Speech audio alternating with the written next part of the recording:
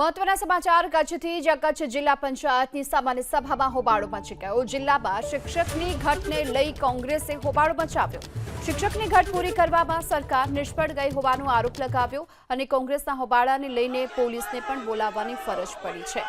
તો જિલ્લામાં ઘણા સમયથી શિક્ષકની ઘટ છે અને તેને પૂરી કરવામાં સરકાર નિષ્ફળ ગઈ હોવાના આરોપ સાથે આ હોબાળો મચાવવામાં આવ્યો। વધુ વિગતો મેળવીએ સંવાદદાતા હર્ષદ ઠાકુર આપણી સાથે જોડાઈ ચૂક્યા છે। હર્ષદ, છેલ્લા ઘણા સમયથી શિક્ષકની ઘટ અને તેને લઈ સામાન્ય સભામાં મુદ્દો ઉઠ્યો છે। હોબાળો મચાવ્યો, કોંગ્રેસે શું માન્યું? ગીતા, આજે જિલ્લા પંચાયતની સામાન્ય સભા જે છે તે યોજાઈ હતી। સામાન્ય સભામાં કોંગ્રેસના કાર્યકર્તાઓ જે છે તે જિલ્લા પંચાયત પહોંચ્યા હતા।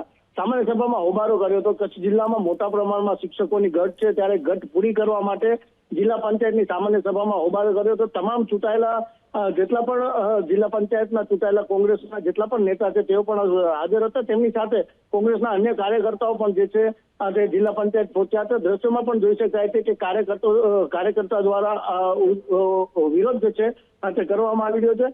વિરોધ ઉગ્ર બનતા આખરે પોલીસને પણ જે છે તે બોલાવવામાં આવ્યું હતું, પરંતુ અત્યારે તમામ કાર્યકર્તાઓને પોલીસ જે છે તે ભુજ એ ડિવિઝન પોલીસ સ્ટેશન લઈ ગઈ છે।